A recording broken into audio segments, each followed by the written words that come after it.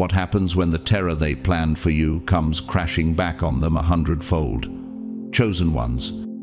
That is exactly the nightmare your enemies are living right now, an unseen strike of horror so massive it left them weeping like the dead behind their closed doors. They thought your silence meant surrender, but silence became your weapon. And now their tears are not healing, they are suffocating. The walls around them echo with cries they swore they'd never shed. Proof that the game flipped and they lost the script. Comment 777 if you can feel this divine reversal shaking the atmosphere. Because heaven itself is bearing witness that your breakthrough is unstoppable. And to those who have supported through super thanks or simply by standing with this channel, know that your presence is a blessing beyond words. Stay with me, because in just a moment I will reveal why their weeping is more than sorrow. It is the undeniable evidence that the stage they built to trap you has collapsed under their own feet, and your rise cannot be silenced.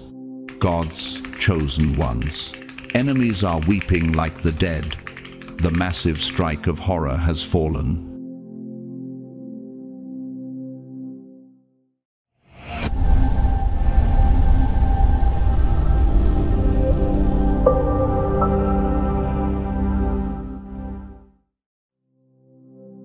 Number 1. Their greatest tragedy is not simply losing you. It is losing the mask that was their final disguise. The very costume that kept their false narrative alive. For years, they paraded as saints while hiding serpents beneath their cloaks, playing the role of the righteous before men. But what happens when the curtain is torn from top to bottom?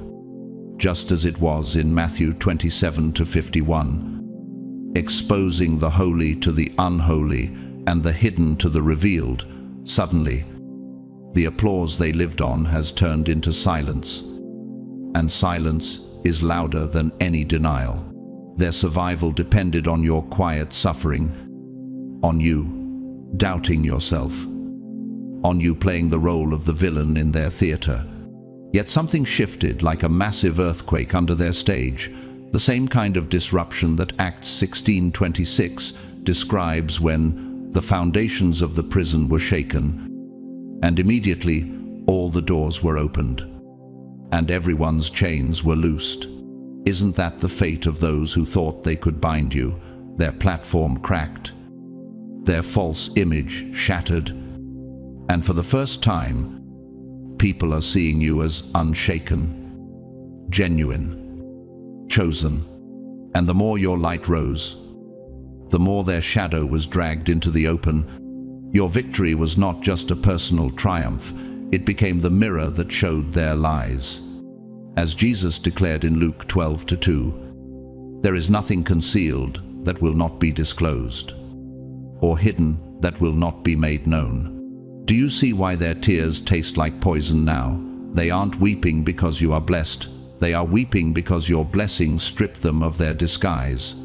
The collapse is brutal. Once a mask falls, no one can wear it again. Think of it like stained glass shattered in a cathedral. Once the fragments scatter, no craftsman can ever restore its sacred glow. Their identity, built brick by brick on deception, crumbled in a single strike of truth. And doesn't this echo the fate of Haman in the Book of Esther, who constructed gallows for Mordecai but ended up hanging on them himself? Pride turned to ruin, illusion to judgment. Modern voices testify to this principle. The Spanish painter Francisco de Goya once whispered through his art, "The sleep of reason produces monsters." Their illusion was nothing but a dream fueled by deceit. And when reason awoke, the monsters they hid became visible to all. Or think of the haunting notes of Mozart's Requiem. When the choir thunders, Lacrimosa dies. Illa, oh, that day of weeping, do their private tears not echo that lament now, as their performance collapses into ashes? And here lies the irony. Your growth itself became the evidence of their lies. In psychological terms, this is cognitive dissonance, when reality shatters belief. The human mind cannot reconcile the contradiction. Their followers now see the dissonance too. The trust they once borrowed evaporated. The admiration they once stole has vanished. Isn't it chilling to imagine the echo of their cries at night? Knowing no one believes their script anymore, nature testifies against them. When a tree rots from the inside, it may stand tall for a season, but the storm exposes its hollow core, or the firefly, glowing briefly in the dark.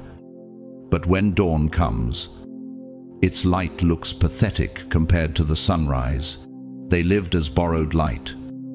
But your rise revealed the true dawn. History also remembers villains who wore masks. Take Cardinal Richelieu, the cunning statesman of France. His power thrived on secrecy and manipulation, yet when his schemes were unmasked, the legacy left behind was suspicion and fear, not reverence. Just as Proverbs 26:27 warns, whoever digs a pit will fall into it. If someone rolls a stone, it will roll back on them. Their deception has become their trap, and there is a lesson even in the ordinary. Maria, a humble seamstress from a small village, once told her children, "A lie is like poorly stitched cloth, one tug, and the whole garment unravels." Is that not what happened here? A single thread of truth pulled, and their carefully woven costume collapsed in public view. Chosen one, hear this clearly. Their tears are not truly about you. They are mourning the death of the character they invented, the collapse of an illusion that can never be rebuilt. When a mask this deep breaks, it is the death of an identity. And yet, what they see as death for themselves is resurrection for you. Isaías 60:1 declares, "Arise, shine, for your light has come, and the glory of the Lord rises upon you." Stand up now, chosen one, for the strike of horror that silenced your enemies has become the trumpet of your breakthrough. Their stage is dust, but your foundation is eternal. Walk forward unshaken, because heaven has confirmed what hell could never deny. You were never the villain. You are the proof of God's unstoppable glory. Number 2, their schemes were not merely failures. They transformed into an iron prison with no escape. When your enemies plotted against you, they believed they were constructing a masterpiece of manipulation, a labyrinth so precise it would cage you forever. Yet does not Scripture declare in Job 5:13, "He catches the wise in their craftiness, and the schemes of the wily are swept away." What they imagined as brilliance became their own trap, and every stone they laid for your downfall is now the wall, sealing them inside. The very blueprint they celebrated as genius is now a tomb where their pride rots. And isn't it striking that every strategy they designed with such precision now serves only as the bars of their confinement? Their brilliance has become their bondage, and their arrogance the lock they cannot pick. Each rumor whispered was meant to bury you, yet like seeds cast into poisoned soil, those words grew into thorn bushes that now choke their own breath. Just as Galatians 6-7 warns, "Do not be deceived. God cannot be mocked. A man reaps what he sows." Isn't it haunting that the harvest they mocked you with is now the very famine starving their souls? Their web of lies required more lies to survive, until the tangle became so tight, even the spider was strangled in its own silk. The whispers that once echoed like victory songs now rattle like chains in their ears. Their own voices betray them, for silence has become their loudest confession. And the more they try to untangle their threads, the tighter the knot strangles them into despair. History itself echoes this truth. Nero, the Roman emperor famed for cruelty, once thought Rome was his theater of eternal power. But his plots became his prison when betrayal and fear closed in. He died, abandoned, a victim of his own fire. Does this not mirror the fate of your enemies who set flames for you, but now suffocate in their own smoke? Their downfall is not a matter of chance. It is the script destiny always writes for those who war against the innocent. And deeper still, don't you sense their tears behind closed doors are not just regret, but proof that heaven has already passed its judgment? Their nights echo with the same cries of emperors and tyrants of old, undone not by another's sword, but by their own hand. Their strategies meant to weaken you are now the chains rattling in their own corridors of fear. Every success you achieve is another lock snapping shut around them. Psalm 7:15 proclaims, "Whoever digs a hole and scoops it out falls into the pit they have made." That is not poetic metaphor, it is brutal law, the physics of divine consequence. Just as in architecture, when a foundation is misaligned, the entire structure collapses under its own weight. So too have they become prisoners of their own crooked design. And every brick they thought would stand forever now crumbles like sand, proving that destiny cannot be built on deception. Isn't it poetic that while they designed pits for you, their own footprints became the evidence that buried them? Nature bears witness against them. The trapdoor spider, waiting patiently for prey, sometimes seals itself in its own burrow when the earth shifts. The strangler fig, climbing relentlessly, kills its host only to collapse with it. Are these not portraits of those who believed their survival depended on suffocating you? Their world is smaller now, more suffocating, not because of your rise, but because of the dungeon their own hands carved. The very ecosystem they poisoned has turned against them. Like nature itself, refusing to collaborate with their schemes, their breath is shorter, their reach is weaker, and every day feels like a wall pressing in closer. Isn't that the cruel truth that creation itself has declared them guilty? And the scriptures leave no doubt. Genesis 4:12 shows the mark of Cain, condemned to wander, not by another's chains, but by his own guilt. And Isaiah 29:15 thunders, "Woe to those who go to great depths to hide their plans from the Lord, who do their work in darkness and think, who sees us, who will know?" Yet the very darkness became the spotlight that betrayed them. Their masks, once held so tightly, crack in the glare of a light they cannot dim. Even their allies begin to notice the fractures, whispering behind their backs the same way they once whispered about you. And doesn't this prove the unshakable truth that nothing hidden stays hidden forever? Their greatest fear has arrived: exposure, irreversible and unrelenting. Their punishment is not an external cage, it is the collapse of their identity. Every plan against you has calcified into a locked door. Every deception has hardened into a bar they cannot break. The tears they shed are stagnant waters, not cleansing rivers. And what is stagnation but the smell of death itself? Their grief is the stench of rotting pride. Their sorrow, the evidence of a prison that will never open. Chosen one, rise with confidence, for their prison is permanent. And your breakthrough is the undeniable key. And isn't that the victory that without lifting a hand, your survival alone has become their sentence?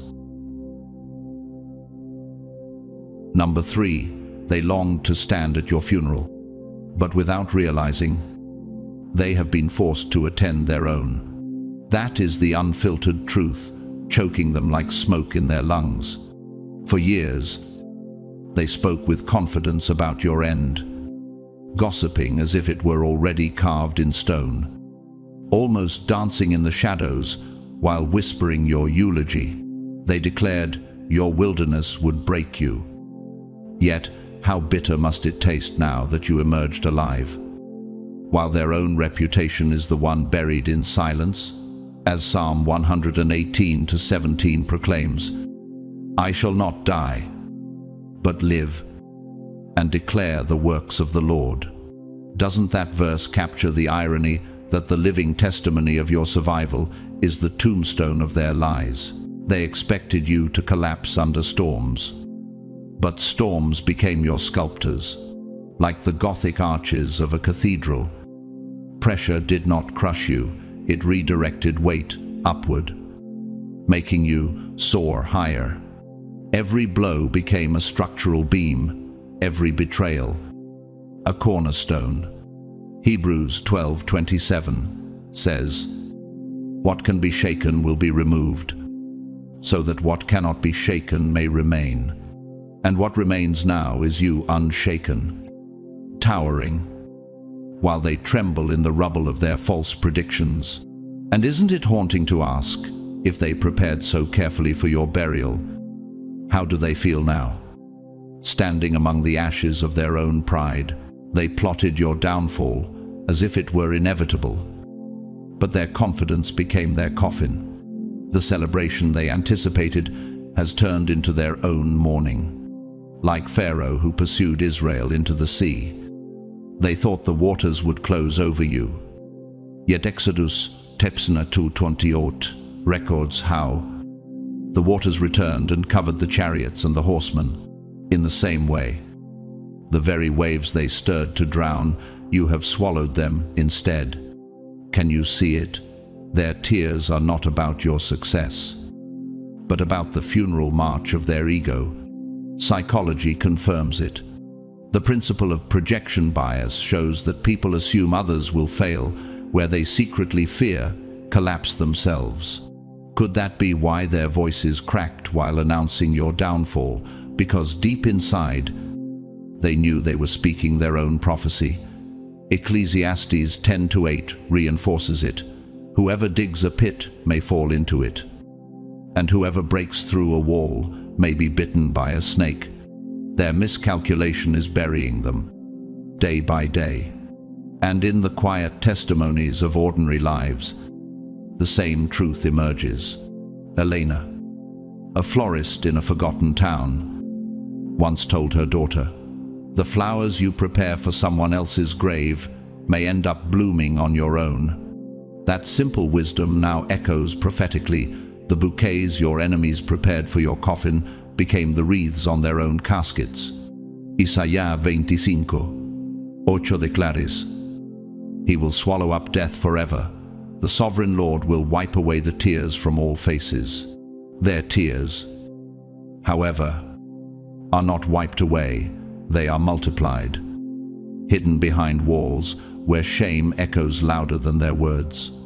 And this leads to one final piercing question. How can they escape the shadow of a funeral that plays on repeat, when every sunrise of your survival becomes another toll of their death knell? Chosen one, arise. What they called your end has become their own extinction.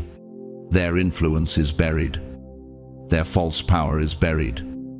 Their image is buried. Stand tall, for their mourning is the soundtrack of your resurrection, and their collapse is the stage for your eternal ascent. Number 4. Your name has become untouchable currency, a treasure sealed in heaven's vault, and they cannot spend it no matter how hard they try. For years, your enemies worked tirelessly to smear it with mud, convinced that mockery and doubt would strip it of value. They thought if they could convince enough voices to scoff, then your very identity would depreciate like counterfeit coins. But Proverbs 22:1 declares, "A good name is more desirable than great riches. To be esteemed is better than silver or gold." And is it not true now that the wealth of your name is priceless? While theirs has collapsed into bankruptcy, the irony burns them like fire, that while they shouted, slandered, and schemed, heaven was polishing your name like a hidden jewel. Every accusation they forged has now turned into a certificate of their own envy. While your name shines brighter as their shadows collapse, they believed a tarnished reputation would lock every door in your life. Yet doors opened wider. Why? Because a name forged in resilience becomes stronger than fire. Like tempered steel that only grows sharper under heat. Isaiah 62:2 proclaims, "You will be called by a new name that the mouth of the Lord will bestow." And isn't that what terrifies them most? That the very label they tried to destroy has now become your divine crown. Every time your name is spoken, it carries resonance like a struck bell in a cathedral, echoing with respect, curiosity, and wait. Doesn't it sting them to know that while they plotted your erasure, heaven was inscribing your identity in eternal ink? And isn't the heaviest truth that your silence was enough because God Himself spoke louder, branding your name with glory no human hand can erase? Opportunities are placed before you, not because someone co-signed your worth, but because your very survival turned your name into a key that no hand but yours can wield. Behind closed doors, they mourn silently because their names once shouted with arrogance now sound like rusted locks. Psalm 116 promises, "Surely the righteous will never be shaken. They will be remembered forever." What then does it mean for them? When the memory of their name fades like dust swept into the wind, their reputations crumble not from outside attacks, but from the weight of their own emptiness. Isn't it haunting for them that while your name opens heavenly gates, theirs closes earthly ones, and as they watch doors slam in their faces, they realize too late that every opportunity they stole was nothing more than sand slipping through their fingers? Artists have seen this truth long before us. Vincent van Gogh, mocked in his lifetime, once said that his name would mean something one day, despite rejection. Now his signature is priceless. Doesn't your story echo the same principle that a name despised by the envious may one day become the name carved in gold? And as Handel's Messiah swells with the chorus, "And he shall reign forever and ever," do you not hear the resonance that your name, tied to God's hand, carries the same authority that silences false voices forever? Their cries behind closed doors echo, not because your rise is strange, but because it is inevitable. They know deep down that what the world once mocked is now the very song the universe is forced to sing. Meanwhile, their names have become closed gates, bolted by mistrust. Ecclesiastes 7:1 declares, "A good name is better than fine perfume, and the day of death better than the day of birth." Their perfume has soured, their fragrance turned foul, while yours lingers like incense in the temple. Isn't it haunting to realize they cannot borrow your light, cannot counterfeit your victories, cannot force open the rooms that open for you alone? Every attempt to mimic your stride only exposes their hollow echo, and every false alliance they cling to collapses, because alliances built on envy are doomed from the beginning. Doesn't the silence of their halls prove that while they pretended to be kings, their crowns were nothing but dust? Philippians 2:9 resound.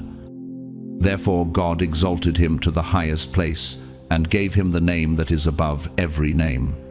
Your enemies cry behind closed doors because they know the truth value cannot be faked. Their imitations are cheap counterfeits. Their doors slam shut, while your name has become the master key. And here lies the ultimate question. If your name has become currency heaven backs, how can they ever compete with a value they never earned? Every tear they shed is interest charged on a debt they can never repay. And doesn't it cut them to realize that heaven's seal cannot be forged, only bestowed? Their mourning is endless because your rise is endless, and the contrast will follow them forever. Chosen one, rise. Your name is no longer a weapon in their hands. It is the anthem of your calling. Their tears are proof that no gate can deny you, no voice can silence you, and no counterfeit can match you. Stand tall, for your name has become eternal currency, and heaven has stamped it with glory. Their grief is the soundtrack of their downfall, but your song is the anthem of eternity. Number 5. They are now awakening to the most devastating revelation. You were the source of their power all along. That truth strikes them like thunder at midnight, a blow that no mask can soften. They mocked you, drained you, belittled you in public. But behind every insult was the unspoken confession that your light was their lamp and your strength was their crutch. John 1:5 declares, "The light shines in the darkness, and the darkness has not overcome it." Isn't this why their world now feels suffocating? Because the very light they pretended to despise is gone. Without you, their shadows stretch endlessly, and they stumble in their own emptiness. Each day without your presence feels like another stone placed upon their chest, pressing them deeper into despair. For years they tapped into your kindness like parasites feeding on a tree's sap. They disguised their hunger with arrogance, but deep inside, they knew it was your resilience that kept their fragile structures standing. Psalm 36:9 reminds us, "For with you is the fountain of life. In your light we see light." Without that fountain, their world is arid, their hearts hollow, their plans collapsing into dust. Can you feel the irony? They once called you weak. Yet it was that weakness that held their empire of pretense together. And now, cut off from that flow, their lips are parched, their spirit groans, and every breath they take reminds them of the absence of what once sustained them. The same mouths that ridiculed you now crave the water they cannot drink. Nature itself testifies to their condition.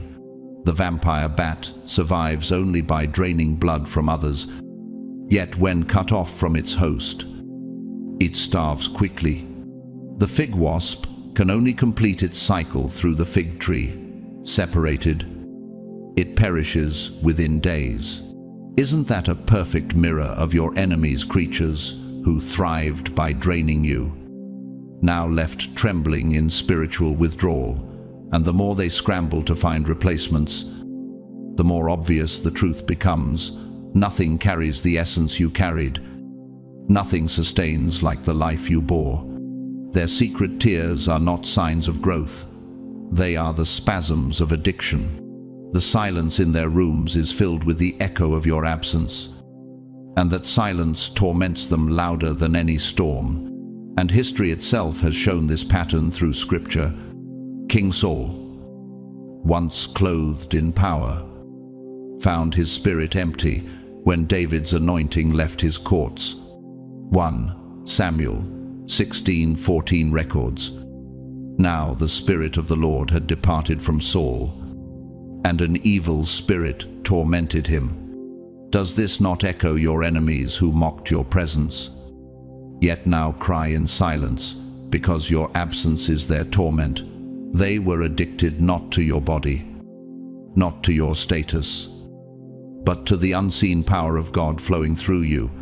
Their palaces of arrogance now feel like prisons of regret, and every night they lie awake, haunted by the realization that the throne they thought was theirs only stood because you were near. Every attempt to replace you has failed. New faces lack the depth you carried. New distractions only. Echo, emptiness. Jeremiah 2:13 confronts their reality. They have forsaken me, the spring of living water, and have dug their own cisterns, broken cisterns that cannot hold water.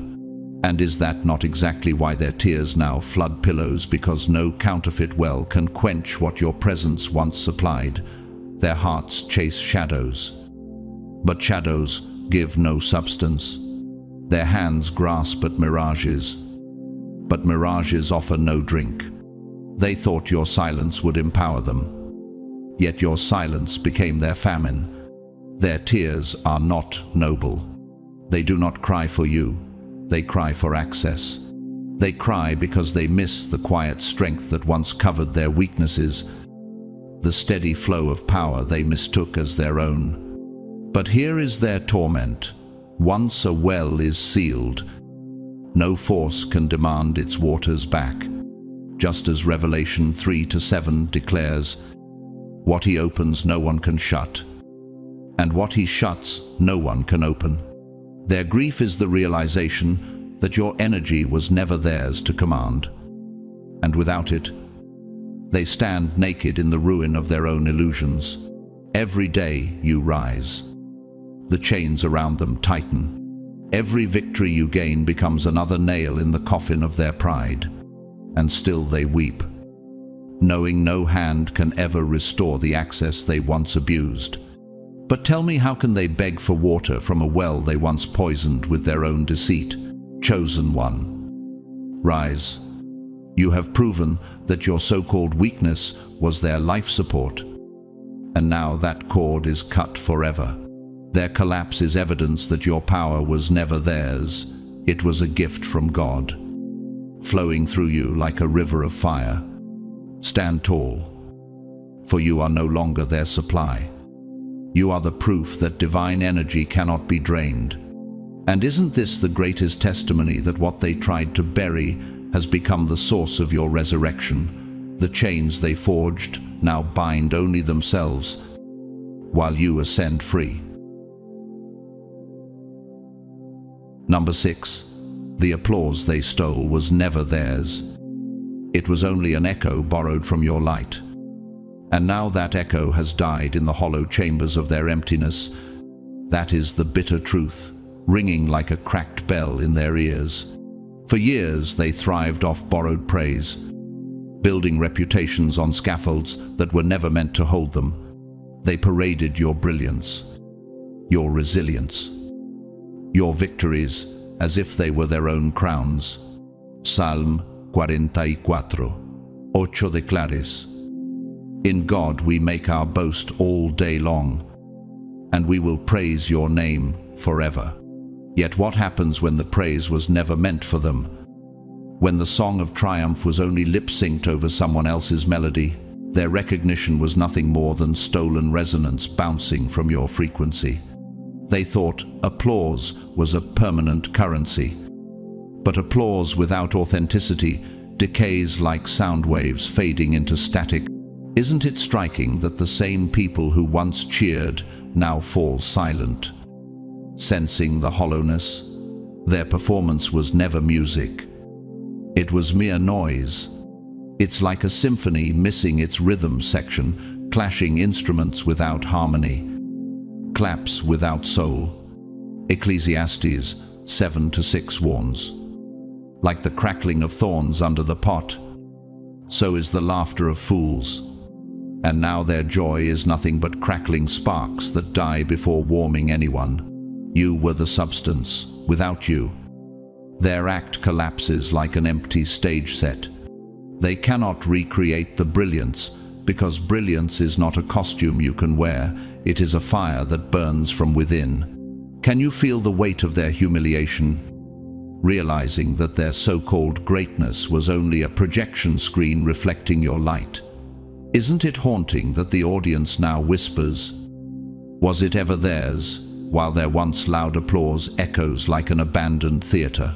Isaiah 42:8 says, I am the Lord, that is my name. I will not yield my glory to another or my praise to idols. The glory was never theirs to steal, and heaven itself has now reclaimed it. In the sciences, resonance tells the story. When two objects vibrate at the same frequency, energy transfers. But if the source is removed, the echo collapses into silence. Isn't that the perfect metaphor for your enemies resonating only when you stood nearby, but now exposed as lifeless when your frequency is absent? The architecture of their identity was hollow, like a facade without foundation. As 1 Corinthians 3:13 declares, their work will be shown for what it is, because the day will bring it to light, and the light has come, exposing every false brick and borrowed beam. The shame cuts deeper because imitation eventually betrays itself. They tried to mimic your vision, your creativity, your strength. But imitation is like counterfeit currency. It may pass briefly, but eventually it collapses under scrutiny. Isn't it piercing to realize that their private tears are not just about losing attention, but about the exposure that their applause never deserved? Behind the curtain, their silence is deafening, because they know the spotlight no longer shines their way. Ordinary lives confirm this truth. Jacob, a janitor in a small city school, once said to his co-workers, "You can polish a trophy all you want, but if you don't earn it, it'll always feel heavy in your hands." His words echo prophetically now. The trophies your enemies held were borrowed, and now they tremble under the weight of what they never earned.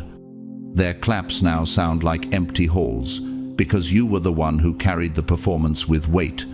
Their names no longer draw trust. Their echoes no longer stir hearts. Proverbs 10:7 proclaims, "The name of the righteous is used in blessings, but the name of the wicked will rot without you." All they hold is rotting recognition, applause that crumbles like dry leaves underfoot. And the question that haunts them every night is this: how do you survive when the only spotlight you ever knew was stolen, and the true star has left the stage? Chosen one, rise. Their echo is gone, but your voice remains. Their theater is silent, but your stage grows brighter. The claps they stole have faded into dust, but the praise written in heaven for you will never end. Stand tall, for the applause of men fades, but the honor of God resounds forever. Number 7. Their so-called victory over you has aged like spoiled wine, souring with time until it poisons their very memory. At first, they drank it with arrogance, lifting the cup high as if they had conquered eternity. They laughed. They bragged. They whispered in the corners of shadows, boasting of your downfall as though it were a trophy. For a fleeting season, they believed they were untouchable, basking in a counterfeit glory. Yet Psalm 37, 35, 36 declares, "I have seen the wicked in great power, and spreading himself like a green bay tree. Yet he passed away, and lo, he was not." Doesn't this reveal why their triumph was always doomed? Because victories born from cruelty can never stand the test of time. Their taste of power was sweet for a moment, but now it burns like acid in their throats. Time has a way of stripping away illusions. What once felt like triumph has now curdled into shame they cannot wash away. Their boast, which once rang with confidence, now echoes as a confession of darkness. They thought they proved strength, but they only revealed how low they were willing to descend to see you stumble. Proverbs 24:17 warns. Do not gloat when your enemy falls, when they stumble. Do not let your heart rejoice. Yet they rejoiced, didn't they? And is that not the very reason their laughter torments them today? Because every cheer they once raised has become an indictment against their own hearts. Their false victory decays like an abandoned monument, crumbling under the weight of truth. Your suffering was never their triumph. It was their trap. Their celebration was not built on righteousness, but on cruelty. And cruelty always rots. Isn't it haunting that the memory they clung to as proof of superiority has become evidence of their corruption? Isaiah 5:20 says, "Woe to those who call evil good and good evil, who put darkness for light and light for darkness." That woe has fallen on them now. The same moment they paraded as their highest peak has been revealed as their lowest valley. Every mention of your name, every display of your endurance, only twists the knife deeper, reminding them that what they cherished as victory was actually their undoing. The world of art and faith mirrors this reality. Dante, in his Divine Comedy, wrote of deceivers placed in rivers of filth, drowning forever in the stench of their own corruption. Doesn't that image paint your enemies perfectly, forced to live with the taste of their false triumph, unable to escape its stench?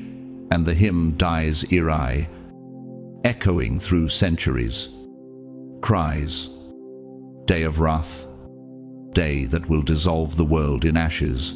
Can you hear how that same wrath now shadows their conscience, dissolving the illusion of victory they once clung to?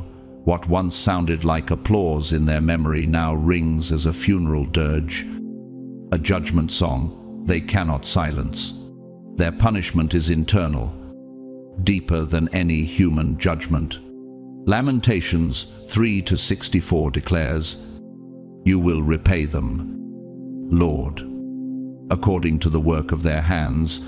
Isn't that repayment now visible in their tears, which sting not from sorrow for you, but from the gnawing realization of their own corruption?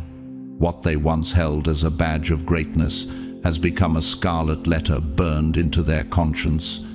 Their private weeping is the bitter aftertaste of a banquet spoiled long ago. No crowd can drown it out. No mask can cover it. No new applause can erase the old poison. Psalm 23, Visi promises. You prepare a table before me in the presence of my enemies. You anoint my head with oil. My cup overflows. And now that table is set, you rise in honor while they choke on the rot of their own pride. Chosen one, rise. Their laughter has died in shame. Their celebration has turned to ashes, and their cup of arrogance has soured beyond redemption. Stand tall, for what once mocked you now testifies for you. Their downfall is the proof of your ascension, and their bitterness is the sweetest confirmation that God's hand has lifted you higher than their cruelty ever could. Number 8. You became silent evidence they cannot erase, and that truth is the stone pressing against their chest, making every breath a torment. They built a false narrative with confidence, weaving lies with threads of arrogance, convincing crowds that your story was finished. They thought repetition would bury reality, that if they spoke long enough, others would believe their fabrications. Yet Isaiah 55:11 reminds us, "So is my word that goes out from my mouth. It will not return to me empty, but will accomplish what I desire and achieve the purpose for which I sent it." Isn't this why their narrative is collapsing? Because no matter how many words they stack like bricks of deceit, your very existence is the wrecking ball that shatters them. They underestimated the power of survival. Every breath you take defies their claims. Every step forward exposes the cracks in their performance. And isn't it piercing to imagine how their silence now screams louder than their accusations? Psalm 118:17 declares, "I will not die but live, and will proclaim what the Lord has done." And isn't that exactly what your presence has become, an unspoken sermon they cannot silence? Your refusal to fold is your greatest argument. Your rise is the cross-examination they cannot escape. Their frustration bleeds in secret tears, because nothing is more permanent than a living contradiction to their lies. Nature testifies to this pattern. A shadow may stretch far at sunset, but once the sun rises higher, the shadow shrinks until it disappears. A river, though dammed, will eventually carve its own path and break through. Are these not mirrors of your enemy's plight? Their lies were shadows, their schemes were dams, but your rising light and unbroken flow made every obstruction collapse. And how bitter must it be for them now to witness that the very silence they dismissed has become the roar of undeniable proof. History in Scripture confirms the same fate. The Pharisees, determined to bury Jesus' truth, spread lies, staged accusations, and sought to erase his name. Yet Acts 5:39 records Gamaliel's warning, "If it is from God, you will not be able to stop these men. You will only find yourselves fighting against God." Doesn't that warning thunder now in the ears of your enemies, because your life, preserved by divine strength, has become evidence that their struggle was not against you alone, but against God Himself? Their tears are not just of regret, but of terror, because they realize their arms were too short to box with heaven. Their torment grows worse because the world is beginning to notice. Even those who once doubted you are forced to admit the contradiction. The lies they heard do not align with the life they now witness. John 8:32 declares, "Then you will know the truth, and the truth will set you free." But here is the sting: the same truth setting you free is chaining them to exposure. Isn't it haunting to wonder how it feels for them to watch doors open for you while their credibility rots in silence? Every word they spoke now circles back to condemn them, because the crowd no longer trusts their voice. And what eats them most is permanence. They cannot erase you, cannot undo what has been proven, cannot bury the reality of who you are. Job 12:16 says, "To him belong strength and insight. Both deceived and deceiver are his. Their deception has boomeranged, binding them with chains forged from their own lies. No punishment you could hand out compares to this torment, knowing you walk as living, breathing evidence of their downfall. Their false victory has expired. Their story has collapsed. And their tears are the bitter ink of a narrative that cannot be rewritten. Chosen one, rise. You are no longer the victim of their script. You are the proof that exposes their false stage. Your silence is thunder. Your existence is testimony. And your survival is judgment. Stand tall, for you are the evidence they can never erase, the eternal witness that every scheme against you has failed. Number 9, they do not miss you, they miss the control. The leash they once fastened around your life like a chain of iron, that is the truth they will never confess in daylight. But it breaks them down in midnight silence. Their tears are not born of love, loyalty, or genuine regret. They flow from the bitter awareness that the strings they once pulled have snapped forever. Jeremiah 17:5 warns, "Cursed is the one who trusts in man, who draws strength from mere flesh, and whose heart turns away from the Lord." And isn't this the curse now choking them, because the power they thought was strength was nothing more than borrowed control. Their whispers of victory have become groans of loss. Their pride has collapsed under the weight of irrelevance. Their devastation was never about losing you as a soul created by God.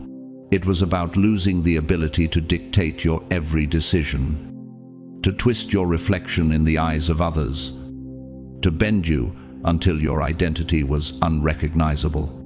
Control was their intoxicant, their narcotic. Each explanation you gave fed their sense of mastery. Every defense you offered inflated their ego like a balloon straining to burst. But Galatians 5:1 declares, "It is for freedom that Christ has set us free. Stand firm, then, and do not let yourselves be burdened again by a yoke of slavery." Isn't that why they suffocate now? Because your freedom has cut off their oxygen. And without it, their addiction has left them gasping in withdrawal. Their hunger was not for your heart, but for your submission. And now both are beyond their reach. Science echoes their downfall. In physics, any closed system without new energy inevitably moves toward entropy, chaos, disorder, collapse. Isn't that the perfect reflection of their current condition? When your energy stopped flowing their way, their fragile ecosystem began to unravel. The architecture of their identity was nothing but a facade built on false foundations. In structural engineering, without a keystone, the arch crumbles instantly. Your refusal to bow was that keystone. And once it was removed, their empire collapsed into rubble. Psalm 118:13 proclaims, "I was pushed back and about to fall, but the Lord helped me." You were upheld. While they fell into the pit of their own imbalance, their thirst for control has left them parched, and no fountain can refill what they drained from you. Ordinary lives whisper this truth. Daniel, a retired bus driver, once told his grandson, "If someone cries more over losing control of you than over losing your love, they never cared for you. They only cared for the throne they sat on." Isn't that statement piercing? Cutting through the fog of lies. For your enemies, love was never in the equation. It was power dressed as affection, manipulation disguised as connection. 1 John 4:18 tells us, "There is no fear in love, but perfect love drives out fear," because fear has to do with punishment. Their control was rooted in fear, not love. And when fear lost its target, their kingdom of intimidation toppled into dust. Their hands, once trembling with arrogance, now tremble with loss. Their crown was built on sand, and the tide of your freedom washed it away. And what torments them most is irrelevance, the cruelest punishment of all. You move forward without their permission. You thrive without their validation. You breathe without their approval. Isn't it unbearable for them to watch you live freely when their voice no longer holds sway? Their tears are not noble, they are evidence of addiction. The shrieks of an empire cut off from its supply. Job 12:16 declares, "To him belong strength and insight. Both deceived and deceiver are his." And is it not the sharpest irony that the deceivers are now trapped in their own deception, powerless, ordinary, and small? Their tears flow not because they lost you, but because they lost the illusion that you were theirs to command. Chosen one, rise. Their leash has snapped. Their throne has shattered. Their empire of control has crumbled into ruin. You were never their possession. You are God's masterpiece. Free, radiant, and untouchable. Stand tall, for their irrelevance is eternal. And your liberation is the thunderous testimony that heaven's freedom cannot be chained. Number 10. Their comfort zone collapsed when you refused to break. And the sound of that collapse is still ringing like a funeral bell in their hearts. For years, your enemies thrived on the illusion that you would stay down. They wore your struggles as their crown, your silence as their authority, your pain as their script. Lamentations 3:34-36 cries. To crush underfoot all prisoners in the land, to deny people their rights before the Most High, to deprive them of justice. Would not the Lord see such things? Isn't that the very sight God revealed? As he overturned the stage they built on your suffering, their false elevation was never built on truth, it was built on your oppression. And now that oppression has ended, their throne has turned to dust. They are weeping not because you fell, but because you refused to. When you rose, the weight of prophecy came alive. The moment you stood against the storm meant to crush you. Every lie they spoke began unraveling, thread by thread. Isaiah 54:7 promises, no weapon forged against you will prevail, and you will refute every tongue that accuses you. Doesn't that promise now thunder in their ears? Your steady defiance is louder than their accusations, and your resilience has turned into their torment. They whisper in dark corners, trying to rewrite the story, but even their own voices betray them. Isn't it haunting to know that their security depended on your silence? And now your very breath is the rebuke that strips them bare. Their foundation cracked the moment you chose to endure without bowing. They had declared, "See how weak, how incapable, how flawed they are." That lie gave them shelter, a cloak of superiority. But now, every day you walk in strength, that cloak disintegrates, leaving them naked in their exposure. Psalm 62:6 testifies, "Truly, he is my rock and my salvation. He is my fortress. I will not be shaken." And while you stand firm, their identity collapses in shame. Isn't it piercing to imagine how their confidence rots in their hands like spoiled bread? Because the strength they boasted was never theirs, it was always borrowed from your struggle. The great artists bore witness to such reversals. The Spanish painter Francisco Goya filled his canvases with warnings of what happens when cruelty masquerades as power. His words echo through brushstrokes. Fantasy abandoned by reason produces impossible monsters. Doesn't that capture the fate of your enemies, whose fantasy of your downfall has birthed the very monster that haunts them now? And in the world of sacred music, Mozart's Requiem mournfully sings, "Confutatis maledictis, flammis acribus addictis," when the accursed are confounded and delivered to the bitter flames. Asterisk. Can't you almost hear how that chorus becomes their soundtrack? The hymn of a comfort zone burned to ashes by the fire of truth. Their victory song has turned into their dirge, and every note deepens their despair. Their tears now taste of exposure, and exposure is more devastating than any revenge you could deliver. John 8:44 unmasks them. When he lies, he speaks his native language, for he is a liar and the father of lies. Their language has betrayed them. Their narrative has expired. Their stage has vanished. They weep because the identity they paraded was always parasitic on your weakness. Isn't it striking that when you refused to remain broken, their story ended before their eyes? They never knew who they were, apart from your silence. And now the truth has revealed them to be ordinary, small, and powerless. 2 Corinthians 4:9 declares, persecuted, but not abandoned, struck down, built, not destroyed. Your resilience is the proof that their dominion has ended. Their comfort zone has collapsed beyond repair. Their false stage lies in ruins. Their throne is nothing but rubble, and now you stand, crowned not by their permission, but by heaven's decree. Chosen one, rise. Their mourning is endless, but your strength is eternal.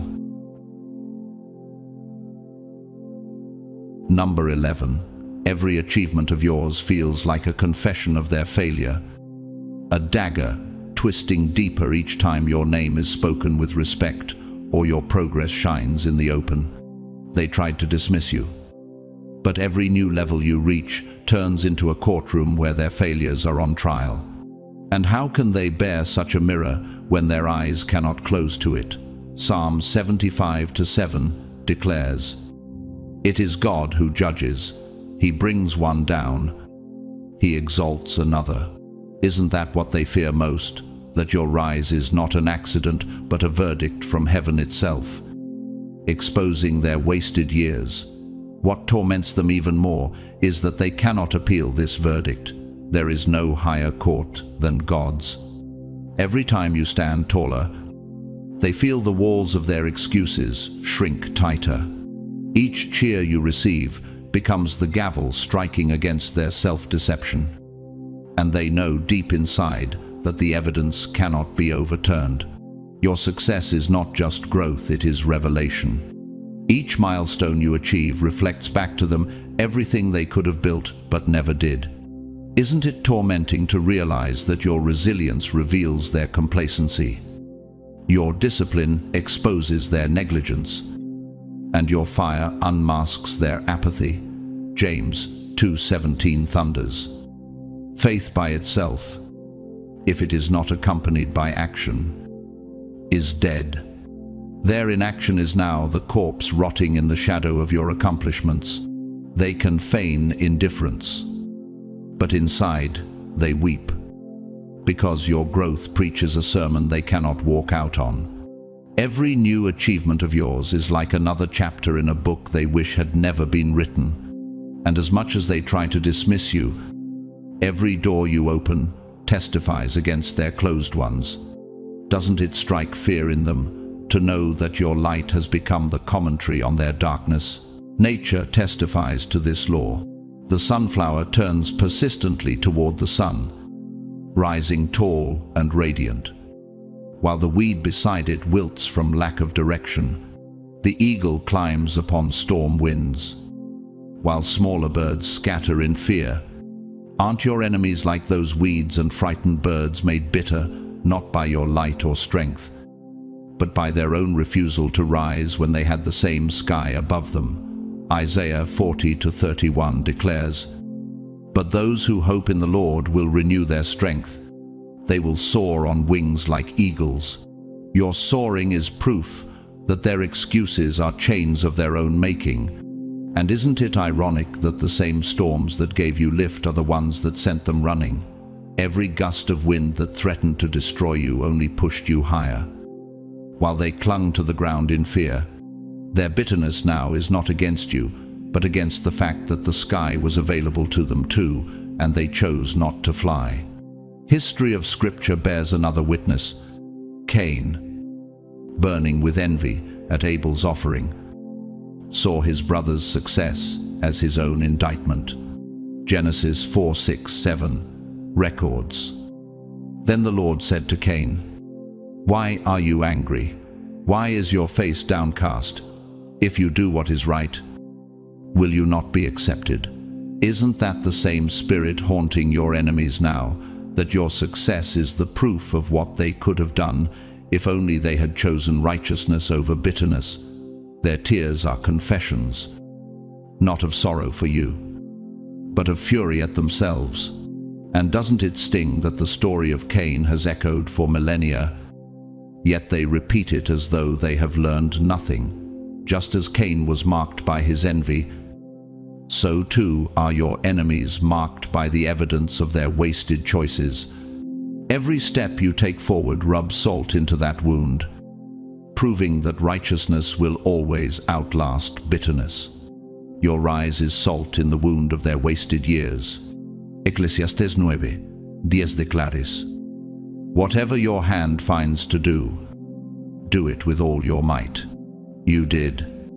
And it shows they didn't. And that failure shines brighter with every step you climb. Isn't it crushing for them that others are now asking why you thrive while they remain stagnant? The public mirror magnifies their private torment, and their smiles in public cannot erase the tears they shed in secret. Every new level you ascend becomes another question mark hovering over their heads. What did you do with your time? And the truth burns them alive. They wasted it trying to bury someone who was destined to grow. Isn't that the cruelest punishment? That your life has become the proof of what they forfeited. Their silence cannot hide their shame because your consistency keeps ringing louder than their excuses. Chosen one, rise. Their envy is their confession. Their jealousy is their punishment. Their bitterness is their hell. Every step you take forward is another stone placed on the altar of your vindication. Stand tall. For your achievements are not just your victories, they are the everlasting witness that God lifts His own. And every breath you take is proof that heaven has the final word, not the lies of your enemies. Their torment is endless because your rise is endless. And that is why your survival has become their eternal defeat. Number 12. They realized they didn't just betray you. They betrayed destiny. And that revelation is the anchor dragging them into an ocean of grief. Betrayal of a person is cruel enough, but betrayal of destiny is rebellion against eternity itself. They treated you like a pawn, a disposable piece on their chessboard, never realizing the king's hand was directing your every move. They mocked your path as if it were fragile, but now they understand that to resist you was to resist the one who called you.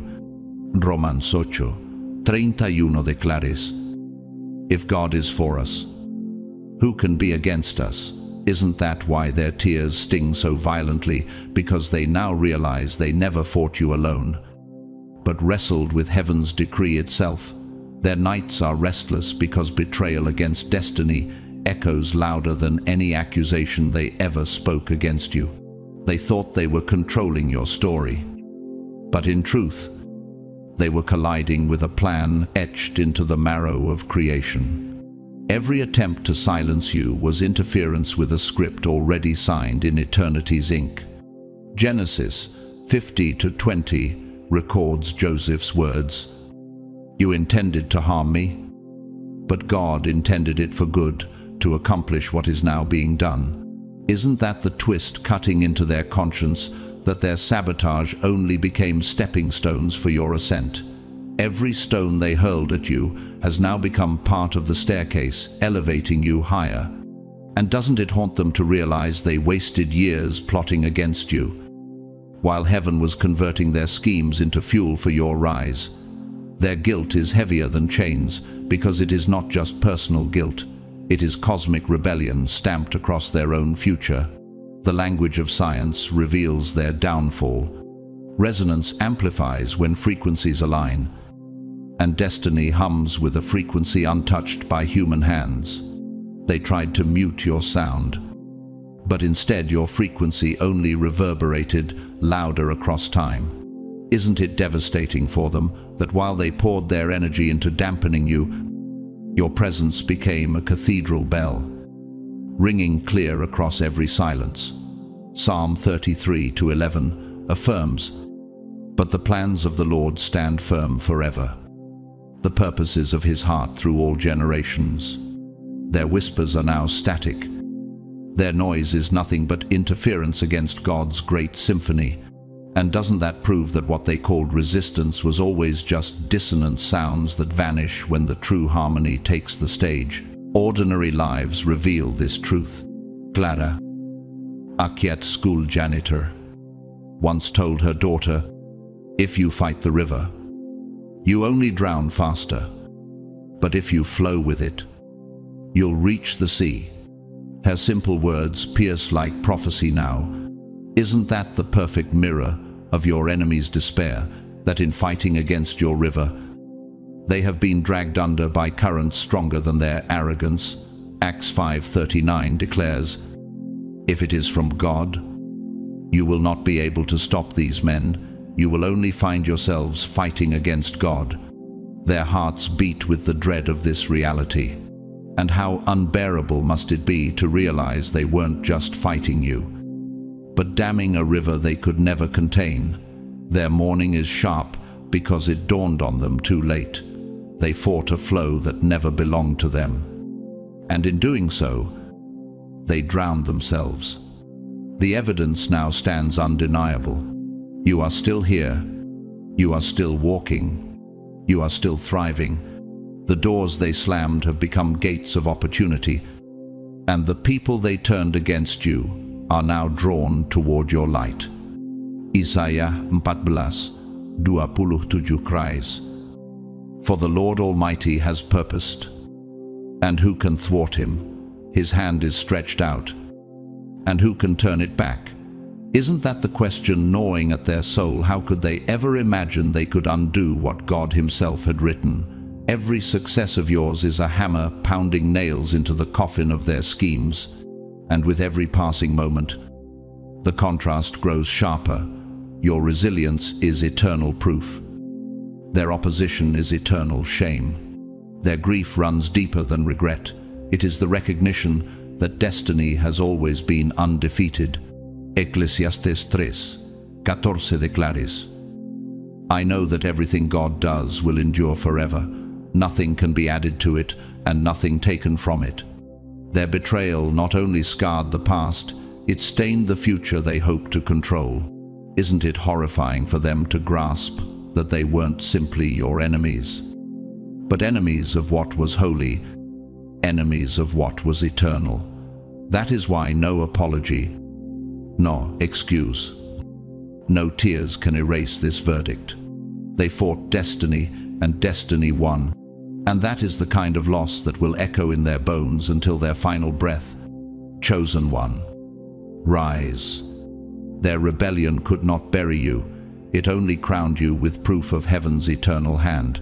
Their opposition was always futile, because your assignment was carved into eternity before you were born. Stand tall, for their defeat is permanent, but your calling is everlasting. Number 13, their secrets are now screaming louder than their lies. And those screams echo like thunder in chambers they can no longer silence. For years, your enemies crafted an image built not on truth but on manipulation.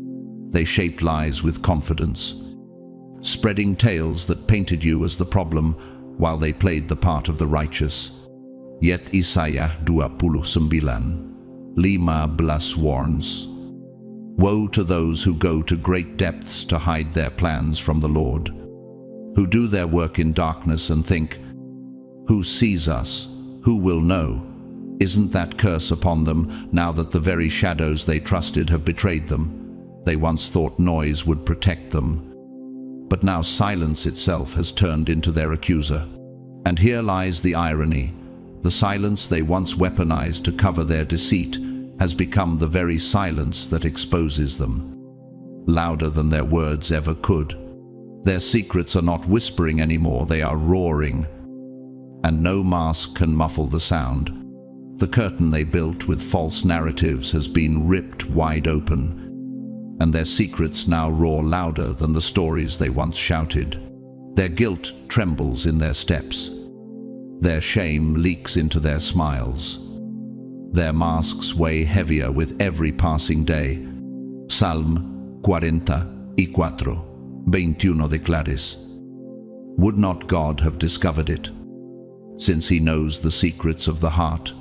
Doesn't that truth stab at their conscience, reminding them that secrets are never truly buried? Your life, your growth, your resilience, your transformation has become living evidence that contradicts their accusations, and how terrifying must it be for them to realize that even without you speaking, truth speaks louder than every lie they ever rehearsed. Each day you rise higher. The lies they trusted sag lower, unable to bear the weight of reality. Even their allies begin to hear the cracks, asking questions they cannot answer. Isn't that why their nights are sleepless? Because truth does not need your voice. It carries its own. Time is the enemy of deception. Lies age like brittle paper, crumbling with the slightest pressure, while truth ages like unshakable stone, enduring and immovable. Proverbs 12:19 proclaims, "Truthful lips endure forever, but a lying tongue lasts only a moment." Isn't that what haunts them each night, that every step you take in victory presses harder against their false story, while every stumble of theirs reveals the hypocrisy they can no longer disguise? Their secrets scratch like claws at the doors of their conscience, demanding to be heard, and no amount of denial can hold them back. Doesn't it make their hidden torment even sharper, knowing that the very silence they trusted is now filled with screams? The contrast grows unbearable. Your truth glows brighter as years pass, while their lies decay into dust. Time itself has taken your side. And isn't that the ultimate humiliation for them to realize eternity itself is your witness? Art has warned of this fate. William Blake, the English poet and painter, once wrote in The Marriage of Heaven and Hell, "Sooner murder an infant in its cradle than nurse unacted desires." Isn't that line a mirror to your enemies, who nursed hidden corruption until it grew into monsters that now devour them? And in sacred music, Handelsstättingen te Däum thunders, "The Lord is a man of war, the Lord is his name." Can you hear how that declaration drowns out their excuses, reminding them that every secret of theirs is already exposed before the throne of heaven? Their lives have become an opera of contradictions, where the chorus of lies has been silenced by the aria of truth. And doesn't art's testimony carry its own power, cutting through centuries to remind us that the human soul cannot escape exposure? Even their own minds now replay these truths like music on repeat, a score they cannot stop, no matter how hard they try. The most brutal reality is this: their lies were their only shield, and now that shield lies shattered on the ground. John 3:20 reveals, "Everyone who does evil hates the light, and will not come into the light for fear that their deeds will be exposed." Isn't that the flame burning them alive, that the light of your endurance has revealed every crack in their disguise? Their secrets have become their worst betrayers, rising to expose what they tried hardest to conceal. And when secrets scream, masks always crack, shields always fail, and pretenders are always revealed. Their tears are not cleansing, they are corrosive, eating them from the inside out. Every excuse they once used to justify themselves is now fuel for their shame. Isn't it fitting that the very weapons they forged against you have become daggers turned inward, piercing their own souls? Chosen one, rise. Their lies are dust. Their secrets are daggers turning inward, and their false image is rubble. You stand unshaken, and your very existence is the light that scatters shadows.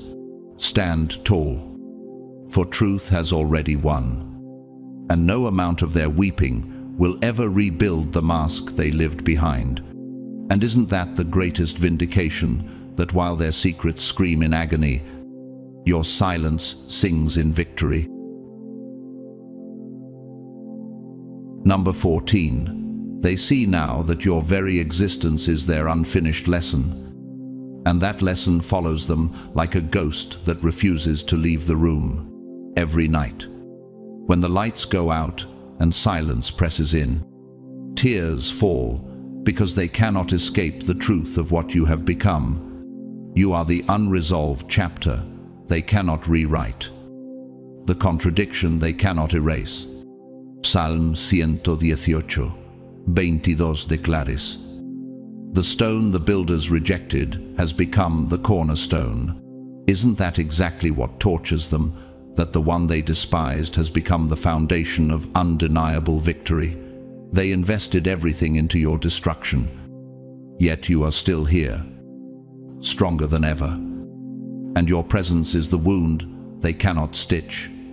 And as time stretches forward, this wound only deepens, because every step you take forward presses harder against the scar of their failure. Their minds replay the same bitter memory. The more they tried to bury you, the taller you rose, becoming the monument they cannot topple. For them, this is not only unbearable, it is humiliating. It is not simply about you surviving, it is about them failing at the very thing they dedicated their lives to. They crafted elaborate schemes, spread venomous words, and poured their energy into erasing you. But you remain unbroken. A monument to resilience. Isaiah 54:17 proclaims, "No weapon forged against you will prevail, and you will refute every tongue that accuses you." Isn't that the scripture now written across their conscience like fire, reminding them that their strategies were always doomed? Every time they hear your name, every time they see your progress, it slices into their pride like a blade of light. Their hearts quake because every new triumph of yours is another nail in the coffin of their lies. And doesn't it sting them more than anything else to realize that in trying to destroy your story, they ended up writing the record of their own defeat? Nature itself speaks of their defeat. A storm may flatten grass, but oak trees rise again, rooted deeper than before. A vulture may circle, expecting decay, only to starve when life refuses to die. Isn't that their torment, that they expected you to crumble like fragile petals, yet you returned as a forest, unshaken, unburned? Job 14:9 testifies, "Yet at the scent of water it will bud and put forth shoots like a plant." You were watered by heaven, and their drought of cruelty could not kill you. Their tears are the sound of withered weeds, realizing they cannot outlast a tree planted by living waters. And the irony is piercing. Every attempt they made to strip you bare only strengthened your roots. You became more alive with each storm, while they withered in the very heat they tried to cast on you. Isn't it haunting for them to watch as nature itself testifies against their schemes? Scripture gives us a chilling reminder in Haman's story. He built gallows to hang Mordecai, convinced that his schemes would triumph. Yet Esther 7:10 records, "So they hanged Haman on the gallows that he had prepared for Mordecai." Isn't that the same pattern playing out with your enemies, that the plans they crafted for your ruin became the traps of their shame every time they see you walk with confidence? It reminds them of the gallows they built for you that now stand as monuments to their failure. Your survival has become their unfinished business, the test they can never pass. And isn't it poetic justice that the very tools of destruction they forged now stand as evidence against them? Their memories scream louder than their words, because deep inside they know the fate of Haman has always been the fate of all who touch God's chosen. Their private grief is the gallows tightening around their own pride. In the realm of human emotion, the punishment is relentless. They feel as though they are trapped in a classroom with no end, forced to retake the same exam of truth, and failing every time. Jeremiah 20:11 says, "But the Lord is with me like a mighty warrior, so my persecutors will stumble and not prevail." Isn't that what burns them, that no matter how many times they tried to write the script of your collapse, the author of eternity kept rewriting it with your triumph? Their tears are not cleansing, they are acidic drops of regret and shame, searing their conscience with reminders of a battle already lost. Every night is another exam they cannot pass, another question they cannot answer, another reminder that destiny is not on their side. Isn't that the sharpest torment, to be forever trapped in the cycle of failure, while the one they tried to erase continues to thrive? And here lies the sharpest truth. You are not just a chapter in their story. You are the book they cannot close. You are the mirror they cannot smash, the voice they cannot silence, the contradiction they cannot resolve. Revelation 3:8 declares, "See, I have placed before you an open door that no one can shut." Isn't that the nail in the coffin for their schemes, that every attempt to close your path only revealed doors heaven himself unlocked? Your existence is the loudest reminder that destiny won, and their cruelty failed. Their shame now is eternal, because your resilience is eternal. And doesn't it crush them to know that they will forever be forced to watch what they cannot undo? That is why they cry in secret, because they know their defeat is permanent. Chosen one, rise. Their secrets may gnaw, their regrets may burn, but none of it can silence the truth of who you are.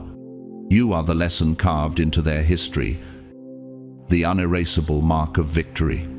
Stand tall, for their tears testify that you are untouchable, and heaven's decree is final. Theirs is an endless lament, but yours is an endless anthem. Something massive has shifted, and the ground beneath your enemies has cracked. It has left them weeping in silence, not because of love for you, but because of the illusions they built that have shattered into dust. Their tears are not noble, they are acidic drops of regret, dripping for the power they thought they possessed, but never truly owned. Every secret they buried is clawing its way out of the grave.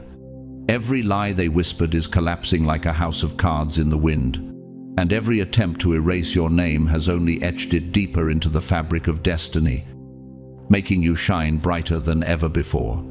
You are no longer their target, you are their torment.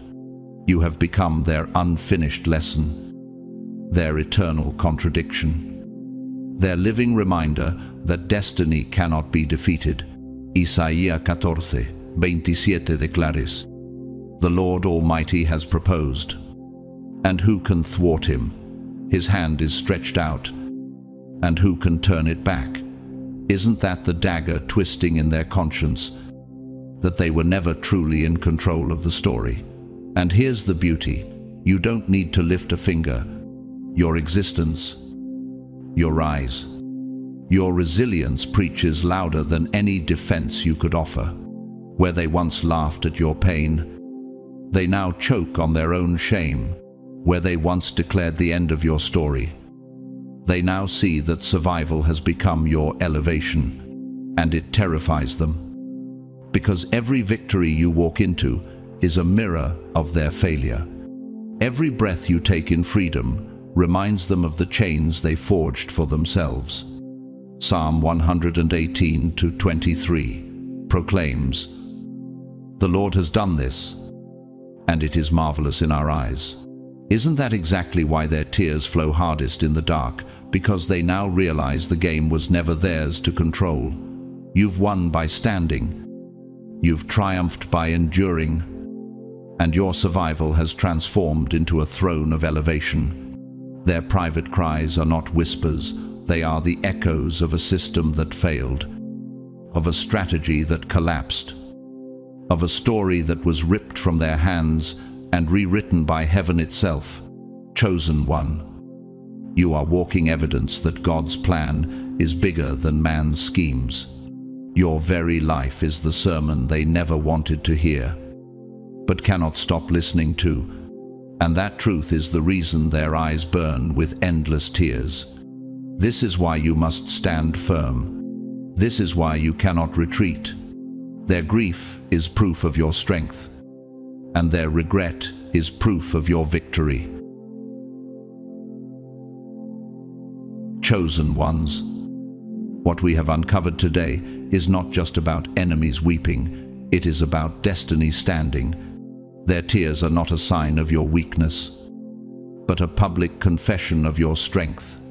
They thought they could bury you, yet you became the seed that multiplied.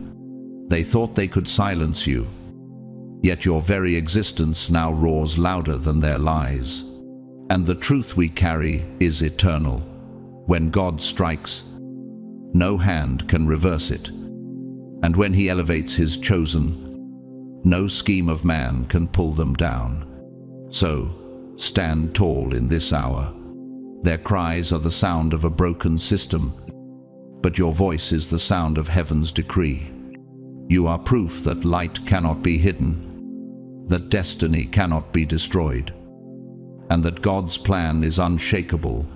Let this message be your confirmation. You have already won, and their weeping is the evidence. Family, if this word has stirred your spirit, don't let it end here. Be part of this movement of revelation and victory. Hit that like button. Share this message so others can step into the same truth. Comment 777 to declare that you stand in alignment with heaven. And make sure to subscribe so you never miss another word meant to lift you higher. To each of you who has supported this channel, whether through super thanks or simply by showing up with your presence, your love, and your time, I want to say from the depth of my heart, thank you. You are the reason this message continues to spread like fire across the nations. And now, I speak blessing over your life. May your path be filled with light. May your enemies fall into their own snares. And may every tear you've cried be turned into rivers of joy. Stand firm, chosen one. You are unstoppable, and heaven is with you always.